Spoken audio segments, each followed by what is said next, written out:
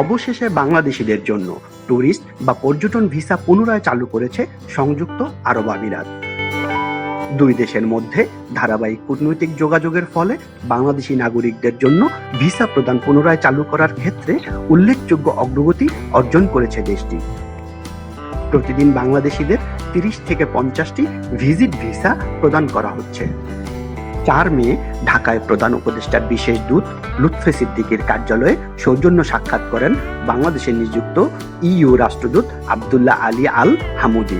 এ সময় সীমিত পরিসরে ভিসা চালুর কথা জানান তিনি। সংযুক্ত আরব আমিরাত আধুনিক বিলাসিতা, সাংস্কৃতিক ঐতিহ্য এবং মনোমুগ্ধকর প্রাকৃতিক দৃশ্যের অপরূপ স্থান।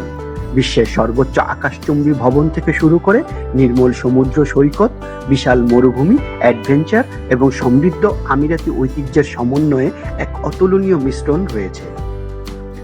স্বপ্নের শহর দুবাই। সংযুক্ত আরব আমিরাতের 7টি আমিরাতের মধ্যে দুবাই অন্যতম।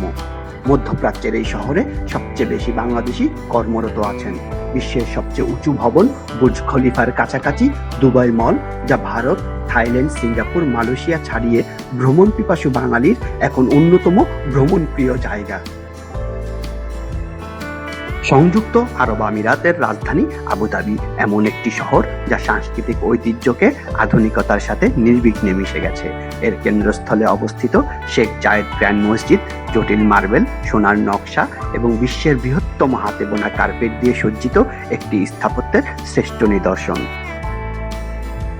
সংযুক্ত আরব আমিরাতের সাংস্কৃতিক রাজধানী হিসেবে স্বীকৃত শারজাহ এমন একটি শহর যা শিল্প, ইতিহাস এবং ঐতিহ্য উদযাপন করে। শারজাহ ইসলামিক সভ্যতার জাদুঘরটি ইসলামী ইতিহাসের গভীরে ডুব দেওয়ার সুযোগ দেয়, যেখানে মুসলিম বিশ্বের বিভিন্ন স্থানের দুর্লভ পাণ্ডুলিপি, বৈজ্ঞানিক যন্ত্রপাতি এবং চমৎকার নিদর্শন রয়েছে। সংযুক্ত আরব আমিরাত একটি বিশ্বমানের ভ্রমণ গন্তব্য। এমিরেটসে প্রতিটি ভ্রমণকারীর জন্য কিছু না কিছু আছে।